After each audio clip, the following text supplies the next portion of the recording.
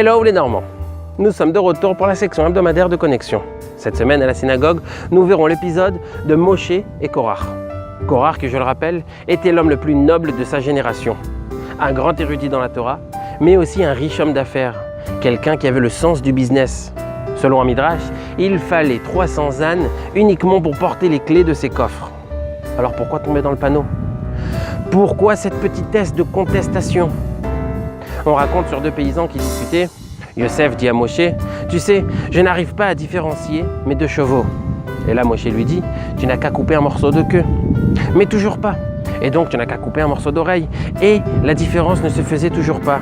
Jusqu'au jour où un homme dit à Yosef, « Tu n'as qu'à les mesurer. Il y a forcément une différence dans les centimètres. » Et là, quand Yosef se rend compte qu'il a un cheval légèrement plus grand que l'autre, il dit à Moshe, « Tu sais, à partir d'aujourd'hui, j'ai plus de problème. Je sais faire parfaitement la différence entre le cheval noir et le blanc. » C'est exactement ce qu'il s'est passé avec Korach. Étant donné qu'il était animé par une jalousie et une haine, il a perdu toute son objectivité. Il ne savait même plus faire la différence entre le blanc et le noir. Et il a été jusqu'à contester le leader de la génération, Moshe Rabbeinu. Chers amis, ce Shabbat, nous célébrerons les 24 ans de l'anniversaire du départ du Rabbi. Nous devons tous nous réunir pour ensemble essayer de concrétiser au maximum sa volonté, son projet, qui n'est en réalité pas le sien, la volonté de Dieu, et le projet que nous porterons tous ensemble, c'est-à-dire amener Mashiach le plus prochainement possible. Ce dimanche, nous étions plus d'une centaine pour célébrer la coupe de cheveux de notre fils aîné, Roni. Quel plaisir de voir la communauté juive cannaise se réunir pour des joies et du bonheur.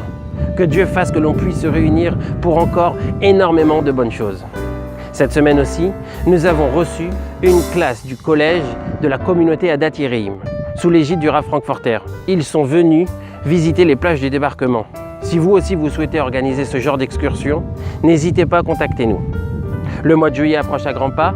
Les inscriptions pour le centre aéré Gan Israël de Normandie sont ouvertes. Si vous connaissez des enfants ou des proches qui en ont, n'hésitez pas à contacter nous pour les inscrire le plus prochainement possible.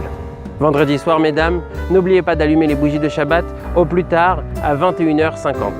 Shabbat sortira le lendemain soir à 23h16. Shabbat Shalom et bon été à tous.